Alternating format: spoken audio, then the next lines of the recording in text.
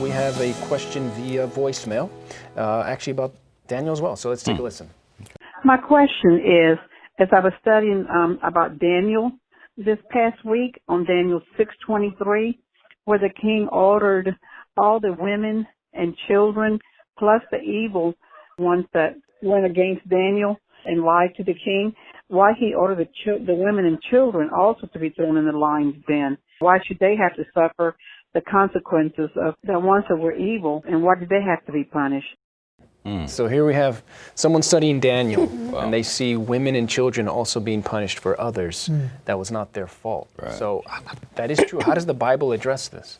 Yeah, we can say that the Bible does not approve that. It just describes what happened there. Good point. Good And point. so we also know from history that in many kingdoms it was actually a tradition. That's correct. So punishment was administered to all members of the family. Right. And so Bible does not say was it good or bad. It just describes what happened at that time, at this point. Right. But at the same time, we can say that the Bible also says that every person does not need to die for other sins. Right. And we can read from Jeremiah chapter 31, verses 29 and 30.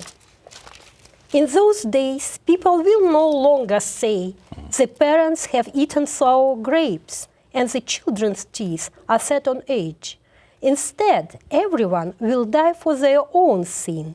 Whoever eats sour grapes, their own teeth will be set on edge. So we can say that the Bible treats every person individually.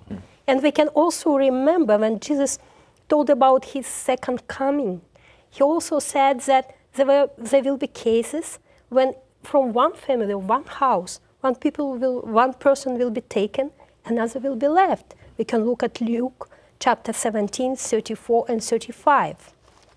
I tell you, on that night 2 people will be in one bed. One will be taken and the other left. 2 women will be grinding grain together. One will be taken and the other left. So we can say that Jesus is treating us individually. And it's very important to have relationship. Each person should have personal relationship with him. It's a great direction to go, yeah. And again, we have to look at from the standpoint, God didn't ordain this. It just happened. It was part of the history, and the Bible is also a book of history. But when you look at the New Testament, I find this interesting. In Matthew chapter 18, we have the parable of the unforgiving servant. I'm sure many of us know that story. And because he could not pay his debt, Jesus says, not only was he put in prison, but his entire family had to suffer, and they were put in prison as well. And when I think about that, how can I pay a debt if everybody's in prison? So it was the custom of that day. But let's be clear, God did not ordain this. This was an act of man. God allowed it. He did not ordain it. It's important of what you said that just because it's in the Bible does not mean that God ordained it, that God approves it. And someone that's, when you read this text in Daniel, it can be seen as, well, everything in the Bible should be good, right? But I'm glad that we pointed that out, that just because it's in the Bible does not mean it's been ordained. And God doesn't apply this rule to salvation. Does not apply to salvation as well. And it's individual. It's individual, and that's something that I think that we can take from this, that salvation is individual, and that we form that relationship with God.